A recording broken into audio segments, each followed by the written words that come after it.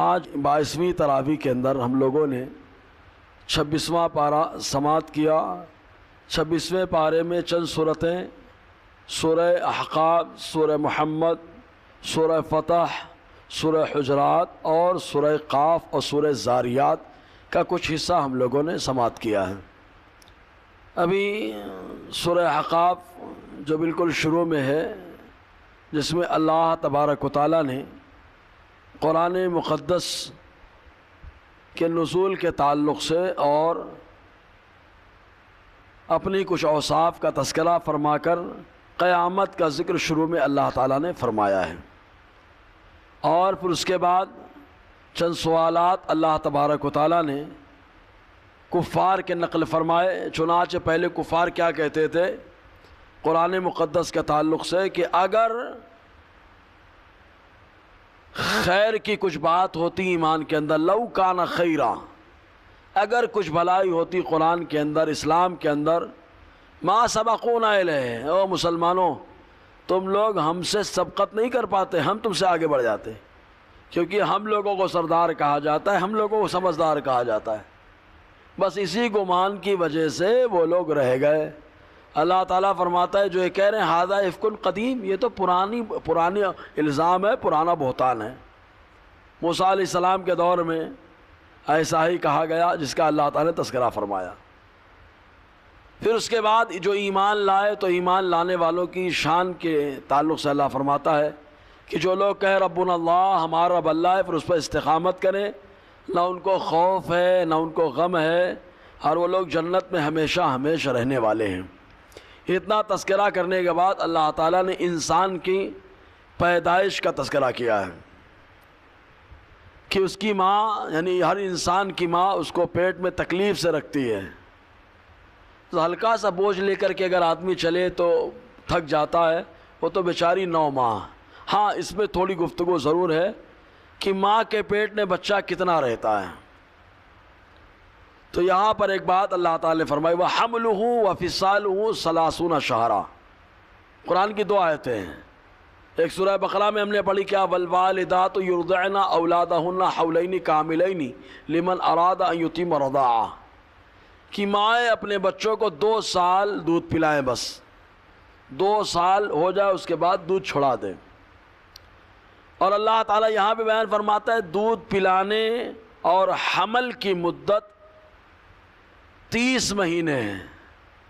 اب 2 سال میں 24 مہینے ہوتے ہیں، 24 مہینہ کم کریں 30 میں سے تو خالی 6 مہینہ بچتا ہے۔ تو جو بچے کی ولادت کے تعلق سے ہمارے یہاں کبھی کبھی غلط فہمی ہو جاتی ہے کہ یار 6 مہینے میں کیسے بچہ پیدا ہو گیا، 7 مہینے میں کیسے پیدا ہو گیا، تو لوگ شکوک و شبہات کا شکار ہو جاتے ہیں۔ اس کا جواب ہے کہ کم سے کم بچہ ماں کے پیٹ میں 6 مہینہ رہتا ہے، 6 مہینے میں اگر ولادت ہو رہی تو اس کو غلط نہیں کہا جائے گا، اور زیادہ سے زیادہ 2 سے 2.5 سال رہتا ہے، اور عام طور سے 9 مہینہ ماں کے پیٹ میں بچہ رہتا ہے۔ تو 6 مہینے کا یہاں پر اللہ تعالیٰ نے تذکرہ فرمایا ہے۔ اور پھر اس کے بعد انسان کس انداز میں دعا کرتا ہے، پھر اس دعا کا تذکرہ ہے، پھر اپنے ماں باپ کے ساتھ کیسا پیش آئے اس کا تذکرہ ہے، اور پھر اس کے بعد اللہ تعالیٰ نے قوم عاد کا تذکرہ فرمایا ہے۔ قوم عاد 2 قوم ہیں، قوم صالح کو بھی قوم عاد کہا جاتا ہے، قوم ہود کو بھی قوم عاد کہا جاتا ہے۔ بس ایک کو قوم عاد اولا کہا جاتا ہے، دوسرے کو قوم عاد ثانیہ کہا جاتا ہے، اور دونوں کا معاملہ ویسے ہی تھا، گھر تلاش کر کے بنانا۔ ایک کا عذاب اس لیے آیا کہ انہوں نے صالح علیہ السلام نے اونٹنی کا مطالبہ کیا، آپ لے کر کے آئے، آپ کی دعا کی برکت سے اللہ تبارک و تعالیٰ نے جو ہے پہاڑ سے اونٹنی کو پیدا فرمایا، حاملہ اونٹنی کو، اور اس کے بعد آپ نے متعین کر دیا بھائی پنگھٹ سے پانی ایک دن تم پینا، ایک دن پورا پانی اونٹنی پیے گی، لیکن جس دن وہ پانی پیے گی اس دن اتنا دودھ دے گی کہ پورا علاقہ سیراب ہوگا۔ لیکن یہ لوگ اونٹنی کو قتل کر دیے، جس کی وجہ سے اس کا بچہ پہاڑ پہ چڑھا، چلایا، اور وہ پہاڑ پھٹا، اندر چلا گیا۔ حضرت صالح علیہ السلام نے کہا اب تو عذاب آ کر کے رہے گا۔ اور قوم ہود جس کو کہا جاتا ہے، قوم ہود پر بھی عذاب آیا تو اللہ تعالیٰ نے بارش کو روکا، اور دعا کرنے کے لیے ان لوگوں کو مکہ، ان کی ایک جماعت کو بھیجا گیا مکے میں۔ مکے کی عظمت اس دور میں بھی رہی ہے کہ جاؤ جا کر کے دعا کرو، تو یہ لوگ آئے، یہاں مہمان بنا لیا گیا، اور اس کے بعد جو ہے بڑھیا کھانے کو ملنے لگا۔ قحط کے علاقے سے آئے تھے اور یہاں خوشحالی ملی تو بھول گئے۔ تو جو میزبان تھے انہوں نے کچھ گانے والی عورتوں کو اشعار ایسے پڑھنے کو کہا جس میں قوم عاد کی پریشانی کا تذکرہ رہا، اور پھر اس کے بعد ان کو ہوش آیا، ارے ہم تو آئے تھے اس لیے بھول گئے ہم۔ بہرحال واپس گئے، اللہ تعالیٰ نے برسنے والا بادل بھیجا، اس میں بارش کے ساتھ اللہ کا عذاب آیا، اور اس کے بعد وہ لوگ تباہ اور برباد ہوئے۔ اسی لیے حضور صلی اللہ علیہ وسلم جب بھی کالا بادل دیکھتے تو دیکھنے کے بعد اللہ تعالیٰ کے عذاب سے پناہ مانگتے، یہ تعلیم امت کے لیے، اور فرماتے کہ کالے بادل میں پچھلی قوموں پر عذاب آتا تھا، اور آج اللہ تعالیٰ نے کرم کیا، حضور کی دعا کی برکت سے بادل کالا ہو کچھ ہو، ہمارے اوپر کوئی معاملہ نہیں آتا۔ اس کے بعد سورہ محمد ہے جس میں سب سے پہلے غزوہ بدر کا تذکرہ، حضور کی صفت کے بعد غزوہ بدر کا تذکرہ ہے کہ غزوہ بدر میں جو قیدی گرفتار ہوئے ان کے بارے میں کیا کیا جائے۔ تو حضرت عمر نے مشورہ دیا تھا نا، مارو گردن سب کا۔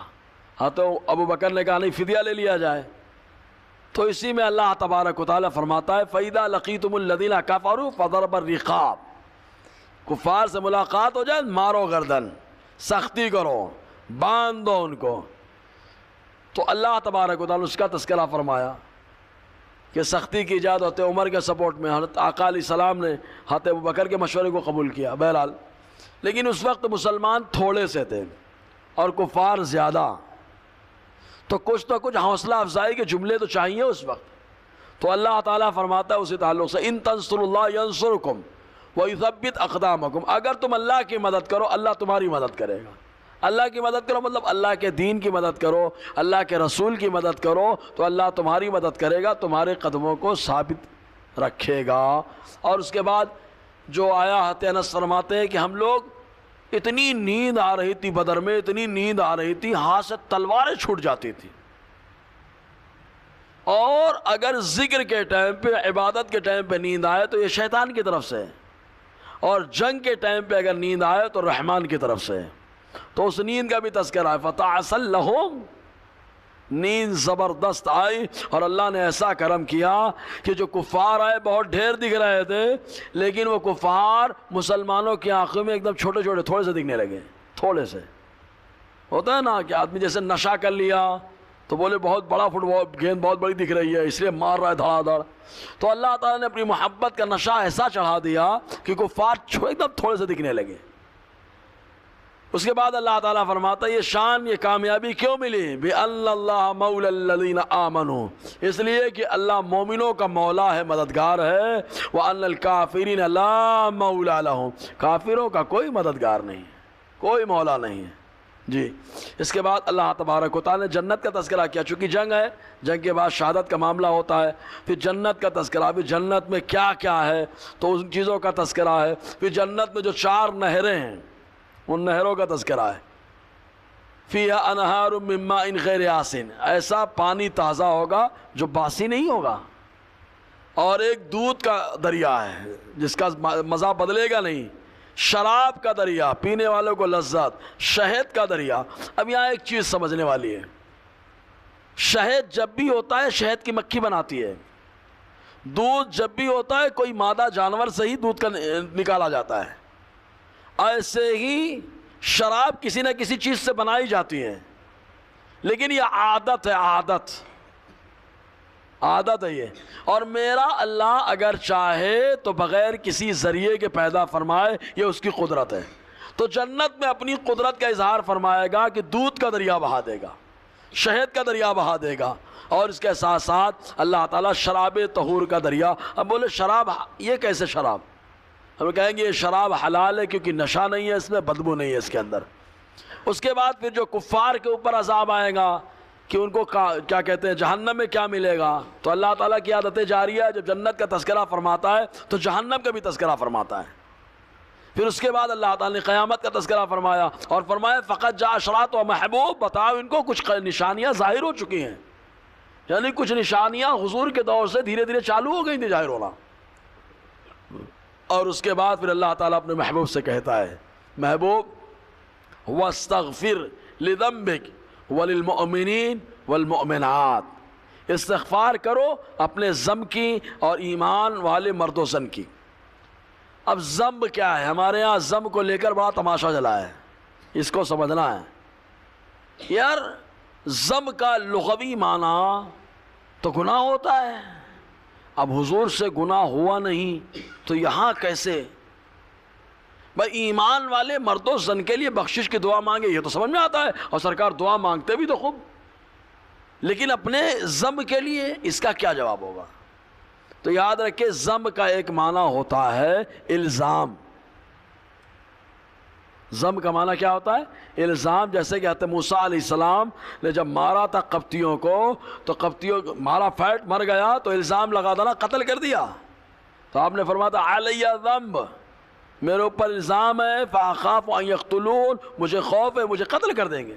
تو ذنب کا معنی الزام۔ تو مطلب کیا ہے محبوب، آپ اپنے اوپر جو الزامات لگے ہیں ان کی بخشش کی دعا مانگیں، اور مرد و زن کے لیے بھی جو مومن ہیں ان کے لیے بھی بخشش کی دعا مانگیں۔ تو ہر لفظ کا ظاہری معنی وہی ٹائم پہ ہو ضروری نہیں، کچھ الگ بھی معنی رہتے ہیں۔ پھر اس کے بعد اللہ تبارک و تعالیٰ نے اور بھی کئی چیزوں کا تذکرہ فرمایا، اور سورہ فتح اس میں بھی وہی من ذنبک کا مسئلہ لے کے بیٹھے، تو وہی معنی کیا؟ الزام۔ اب یہ الزام اللہ تعالیٰ معاف کر دے، الزام یہ سمجھنا ہے۔ کبھی کبھی آدمی جب شروعات میں کام شروع کرتا ہے تو بہت سارے الزام لگتے ہیں کہ آدمی ایسا ہے، یہ آدمی ویسا ہے، وہ آدمی ویسا ہے۔ حضور نے کام شروع کیا تو مکہ کے باشندوں نے بہت سارے الزام لگائے۔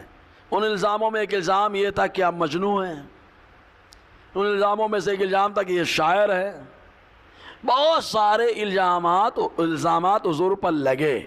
لیکن جب حدیبیہ کے موقع پہ آقا علیہ السلام آئے عمرہ کرنے کے لیے اور صلح ہوئی، تو اس صلح میں جو کفار آپ کے خلاف تھے، جو الزام لگاتے تھے، تو اللہ تعالیٰ فرماتا ہے اس صلح میں ایسی فتح ہم نے دے دی ہے محبوب، لِيَغْفِرَ لَكَ اللَّهُ مَا تَقَدَّمَ مِن ذَنبِكَ وَمَا تَأَخَّرَ، تاکہ اللہ تعالیٰ معاف کر دے آپ کے اگلے پچھلے الزامات کو۔ کیونکہ جیسے ہی مصطفیٰ نے صلح کر لیا، لوگوں کو احساس ہو گیا اتنی سمجھداری کی بات کرنے والا، اتنی اچھی صلح کی شرطیں رکھنے والا یہ مجنون نہیں ہو سکتا، یہ شاعر نہیں ہو سکتا۔ مجنون باولا ہوتا ہے اور شاعر اپنا فائدہ دیکھتا ہے، اور قوم کا قائد قوم کا فائدہ دیکھتا ہے، تو انہوں نے صلح کر کے قوم کے مفاد کو آگے رکھا، اور ایسا آدمی شاعر اور ایسا آدمی مجنون نہیں ہو سکتا۔ یہ مطلب اس کا ہوتا ہے۔ اور اس کے علاوہ اللہ تعالیٰ نے اور بھی کئی اسباب بیان فرمائے، اور صلح حدیبیہ میں جو ہوا، بیعت کا معاملہ ہوا اور بہت ساری چیزیں ہوئیں، ان تمام چیزوں کا اس کے اندر تذکرہ موجود ہے۔ اس درخت کا بھی تذکرہ موجود ہے جہاں پر حضور صلی اللہ علیہ وسلم نے بیعت کی۔ اچھا، اس بیعت میں ایک چیز اور، جب معاہدہ لکھایا جا رہا تھا تو حضرت علی کو حضور صلی اللہ علیہ وسلم نے فرمایا علی لکھو، تو حضرت علی نے لکھنا شروع کر دیا، کیا لکھ دیا؟ محمد الرسول اللہ، من محمد الرسول اللہ۔ تو مکہ کے باشندوں نے کہا ہم کو رسول اللہ ہونے پہ تو اعتراض ہے، اسی پہ تو اعتراض ہے، ہم رسول مانگ لیں تو جھگڑا کہاں؟ تو حضور نے کہا علی مٹا دو۔ حضرت علی نے کہا سرکار میں نے لکھ دیا، میں تو نہیں مٹاؤں گا، میں تو نہیں مٹاؤں گا۔ حضور صلی اللہ علیہ وسلم نے خود لیا معاہدے کا کاغذ، اور لینے کے بعد حضور نے خود مٹایا اور محمد بن عبداللہ لکھ دیا۔ اب بتائیے، جو آدمی اناڑی ہوتا ہے، جس کو کچھ نہیں آتا، وہ پوچھتا ہے کہاں پہ لکھا ہے، اور پھر اس کے بعد لکھتا ہے، مٹا دیتا ہے پوچھ پاچھ کے، پھر لکھنے جب جاتا ہے تو پوچھتا ہے کیسے لکھوں۔ حضور کا مٹانا اور حضور کا لکھنا یہ بتا رہا ہے کہ حضرت کا علم لدنی تھا امیر، حضرت وہیں سے آئے تھے لکھے پڑے ہوئے، ہے نا۔ تو حضور صلی اللہ علیہ وسلم کو معلوم رہا، تب تو آقا علیہ السلام نے مٹا دیا۔ پھر اس کے بعد سورہ حجرات میں حضور کی بارگاہ میں آواز بلند کرنے سے اللہ تعالیٰ نے جو منع فرمایا اس کا تذکرہ ایک دم شروع ہی میں ہے۔ پھر اس کے بعد صحابہ کرام کو کس انداز میں حضور کے بارے میں رہنا چاہیے۔ سورہ حجرات میں اکثر وہ باتیں بتائی گئی ہیں۔ اور پھر اس کے بعد حضرت امیر معاویہ اور حضرت علی کے گروہ میں جو جھگڑا ہوا، اس جھگڑے کے درمیان اگر کوئی صلح کرا دے وے تو اس صلح کا نشاندہی بھی یہاں ہو رہی ہے۔ کیسے ہو رہی معلوم؟ کہ صلح بعد میں ہونے والی ہے، اور خارجیوں نے ایک گروہ کو کافر کہا، رافضیوں نے دوسرے گروہ کو کہا، اور اللہ تعالیٰ فرما رہے وَإِن طَائِفَتَانِ مِنَ الْمُؤْمِنِينَ اقْتَتَلُوا فَأَصْلِحُوا بَيْنَهُمَا، اگر دو ایمان والے گروہ جھگڑا کریں تو آپس میں صلح کرا دو۔ اور یہاں دو ایمان والے گروہ جھگڑے کیے، حضرت امیر معاویہ حضرت علی کے گروہ جھگڑا کیا، رافضیوں نے حضرت امیر معاویہ کے گروہ کو کافر کہا، حضرت امیر معاویہ کے حضرت علی کے گروہ کو خارجیوں نے کافر کہا۔ حضرت امام حسن نے دونوں میں صلح کرا دیا اور فرما دیا قرآن دونوں کو مسلمان کہتا ہے نا۔ اور اس کے بعد نام بگاڑنے سے اللہ تعالیٰ نے منع فرمایا ہے، جو نام بگاڑتے ہم لوگ، غیبت کرنے سے منع فرمایا، اس کا تذکرہ ہے۔ اور پھر اس کے بعد سورہ قاف اور سورہ زاریات انشاءاللہ گفتگو رہے گی۔ اللہ تعالیٰ ہم سب کو فیضان قرآن، برکات قرآن سے مالا مال فرمائے۔ اچھا، سورہ زاریات میں جو ہے آخر میں، اس کا تعلق بالکل 27ویں پارہ سے ہے۔ فرشتے آئے تھے حضرت ابراہیم علیہ السلام کے پاس، اور وہ حضرت لوط علیہ السلام کے پاس بھی گئے تھے، تو اس کا تذکرہ ہے۔ انشاءاللہ جو آخر کا حصہ ہے اس کو 27ویں پارے میں جوڑ لیا جائے گا۔